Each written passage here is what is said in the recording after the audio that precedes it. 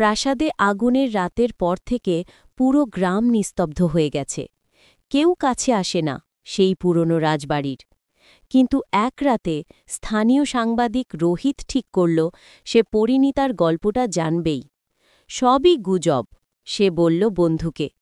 কিন্তু সত্যি কথা হল, গুজব কখনো কখনো সত্যির থেকেও ভয়ঙ্কর।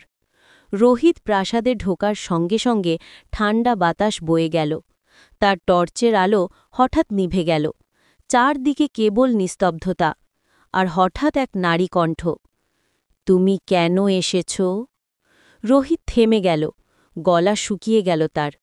আলো জ্বালতেই দেখল এক সাদা শাড়ি পরা নারী আয়নার সামনে দাঁড়িয়ে আছে। চোখে আগুন, ঠোঁটে অদ্ভুত হাসি। তুমি কে? রোহিত কাঁপা গলায় জিজ্ঞেস করল। আমি পরিণীতা, সে ধীরে ধীরে বলল, যার আগুনে তুমি সত্য লুকিয়েছিলে। রোহিত চমকে উঠল। সে কি করে জানে? হ্যাঁ, সেই রাতের সাংবাদিকতায় ছিল তার জীবনের প্রথম বড় রিপোর্ট, যেখানে সে লিখেছিল পরিণীতা আত্মহত্যা করেছে।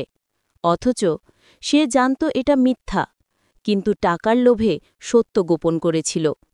হঠাৎ ঘরের সব আয়নায় রোহিতের প্রতিচ্ছবি জ্বলে উঠল, আর প্রত্যেকটায় দেখা গেল তার মুখ আগুনে পুড়ছে।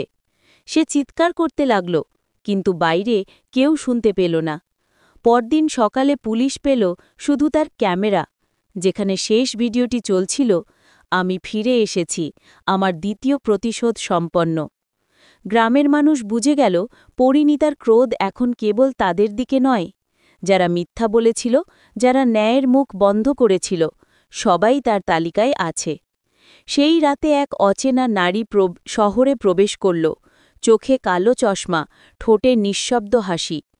রাস্তায় এক বাচ্চাটাকে জিজ্ঞেস করল, আপা, আপনি কে? নারীটি শুধু বলল, আমি ফিরে এসেছি, এবার শহর আমার। পরবর্তী পর্ব দেখতে লাইক সাবস্ক্রাইব করে পাশে থাকুন। ধন্যবাদ।